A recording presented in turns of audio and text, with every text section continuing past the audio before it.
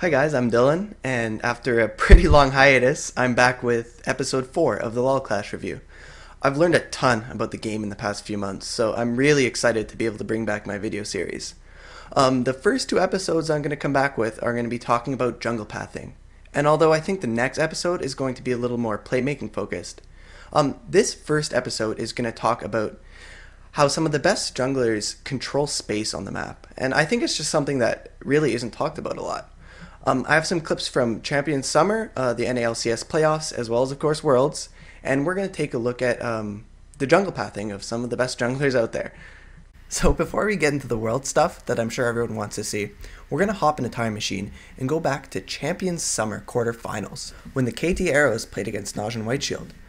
This was during the era where Elise could still hit cocoons, and people still played Nocturnes, but the jungle was still pretty much the same. When I was watching this game, the jungle decision-making of Cacao in particular really stood out to me.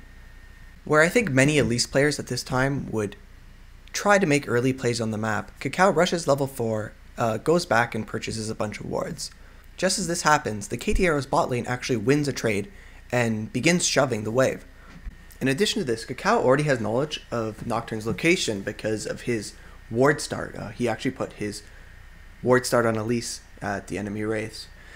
So what he does next is he just runs into the enemy bot jungle because he knows where Nocturne is and gets 2 deep wards that cover all of the jungle paths. And at its most basic level, of course, this is just good jungling. He's securing vision for his winning lanes and gaining map control that allows bottom to press their advantage from their one trade and their push in the lane.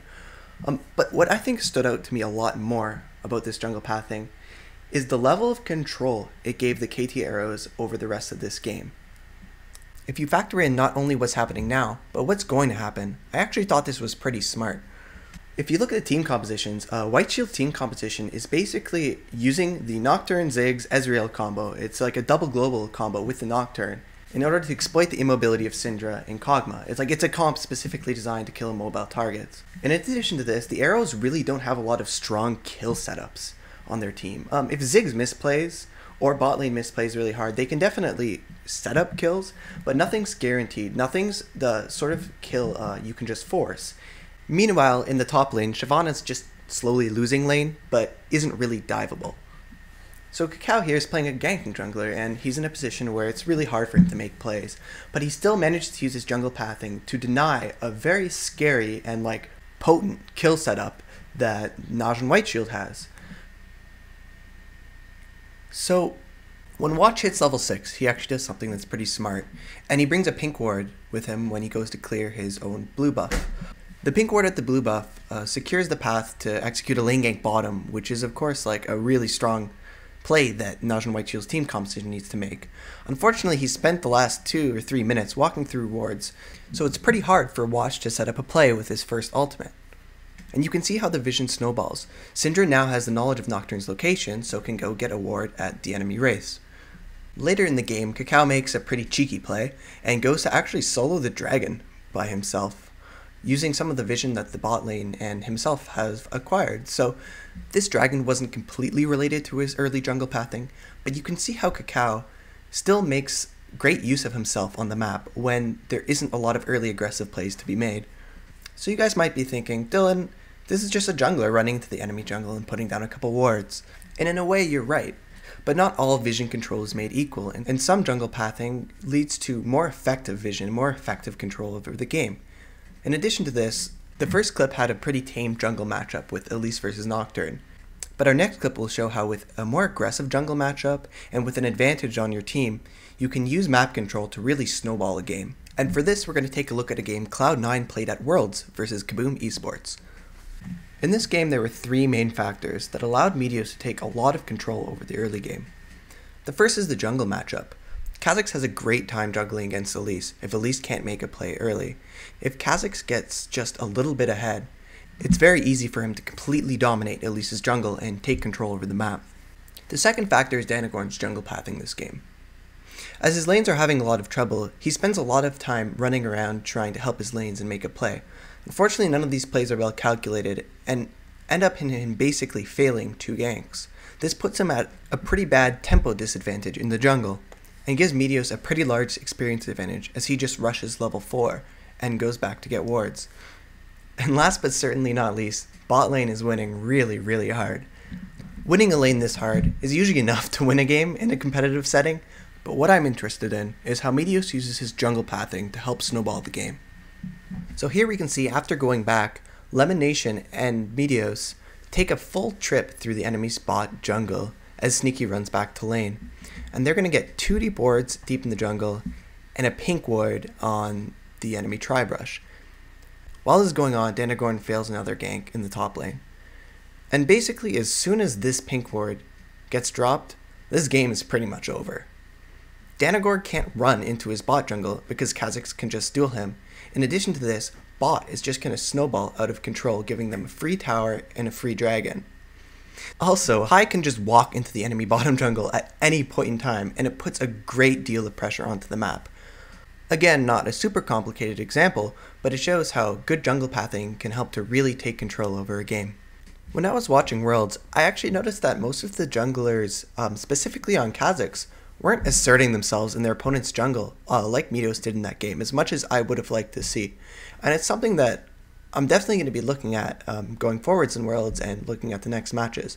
The next clip I have is from a game Samsung White played against EDG. And it's a bit different, but it shows how Dandy is very aware of the weaknesses of his own team and uses his jungle pathing to control a very critical spot on the map. When we're looking at the team compositions in this game, I really want to focus on the top lane, specifically the matchup of Maokai versus Rumble. Rumble's a really strong character right now, and a lot of teams are willing to pick Rumble into the Maokai matchup. In this matchup, Rumble actually has one pretty defined weakness, and it's that he's very weak to jungle pressure, and Rumble, just as a character in general, is very weak to ganks. And I think the Maokai versus Rumble matchup amplifies this, as Maokai is so good at setting up kills with his jungler. So for this clip, we're going to be looking at the time frames surrounding the second 2 set of buffs. And what I want to take a look at here is that Maokai's been pushing for most of the early game, but now both the wave is about to reset, top is double warded with a pink, and Jarvan's blue buff is about to respawn. So this is actually one of the first times in this game in which the Jarvan Maokai threat on Rumble is actually pretty real. So we're going to see that Dandy does a couple really small but smart things. First of all, before he runs to his red buff, he's going to run to the enemy blue buff and place a green ward. Unfortunately, Clear lives there with a pink, but this little ward over the wall gives him a lot of information about where Jarvan is on the map, and if it wasn't pink, where Jarvan was going to go after his blue buff. The other thing that I want to note is how, at this critical point and critical space in the game, he doesn't just run to his second buff, like I think a lot of junglers would do in this scenario. Instead, he runs to the top lane and clears golems, because he's aware of the threat of a Jarvan running in through the lane, as EDG actually right now has complete control over the top lane with a pink. Samsung White ends up rotating Zilean into the top lane as Looper all-ins onto the Maokai, and they end up executing a pretty nice 3v1 tower dive to pick up first blood. They actually end up giving up a dragon for this play, and I think we can debate whether or not that actually first blood for dragon trade is worth it. But I find 2 things specifically interesting about this situation. First of all, there are universes in which there's a Jarvan lane ganking top lane during that all-in, and Kha'Zix's jungle pathing as well as the Zilean roam really help cover for anything that could have gone wrong with that aggressive play. Second of all, doing this play top lane denies a very potent win condition that EDG's team comp has, which is get kills with the Maokai and start teleporting and roaming around the map, while at the same time gives strength to Rumble, who is really important to Samsung White's team comp, who wants to do a lot of damage with Rumble to start resetting with Kha'Zix and Tristana. Well, at first glance, this is just a pretty standard dive top lane for a dragon play. I think this was actually a pretty interesting situation. The last clip I'm going to cover in this video is going to be a game TSM played against LMQ in the NA playoffs. And in it, we're going to talk a bit about overganking and the trade-offs you make when you're trying to make plays on the map. And we're also going to talk a bit about the win conditions of the comps at hand. In this game, Amazing is playing Kha'Zix versus No Name's Lee Sin. And at the start of this clip, we see Amazing go back to buy wards, whereas No Name is going to run around the map and try and make plays. And I think this game was pretty interesting because you can see the trade-off between trying to make plays early versus trying to gain control over the map. First, Amazing goes to put a ward deep in enemy bot jungle, just like in the first clip, as their bot lane is pushing on the enemy turret. While this is going on, No Name's going to execute a second gank on the enemy Lulu in the top lane. Both of these ganks weren't necessarily awful in a vacuum, but we're going to see that No Name gets sort of choked out of the game by making so many early unsuccessful plays. Darius has to play pretty well to avoid the second gank from Lee Sin, but ultimately ends up living. As we fast forward a couple minutes ahead, the second Lee Sin shows on the ward in the bot side. Amazing immediately runs into topside jungle, gets one ward, and steals both enemy camps. And this kind of puts No Name in a bit of a predicament. He ends up at the top half of the map in a completely empty jungle, and he's behind in both CS and experience. At this point, Amazing is going to have enough gold shortly to get his jungle item, and he's going to be able to take pretty much complete control over the map if things go his way. So No Name ends up going for a dive in the top lane, actually ward jumping over the wall to dodge the ward from TSM. Unfortunately, with a top laner such as Mundo, I'm not really sure that this is a really forced kill. I don't think it's a super guaranteed dive for No Name to be taking at this point in the game. So what ends up happening is he goes for the gank, and Amazing has ample opportunity to run all the way from his bot jungle up to counter gank this sort of sloppy dive attempt from No Name. This is pretty cool to watch, and TSM ends up getting ahead off of this play. And there are two things I want to talk about when reviewing this clip. The first is that I'm not entirely sure the Lulu camping in this game really is a win condition for LMQ. I think with a more carry-oriented top laner such as Aurelia, diving top lane on repeat is probably a pretty good strategy and can lead to a pretty reliable way of winning the game.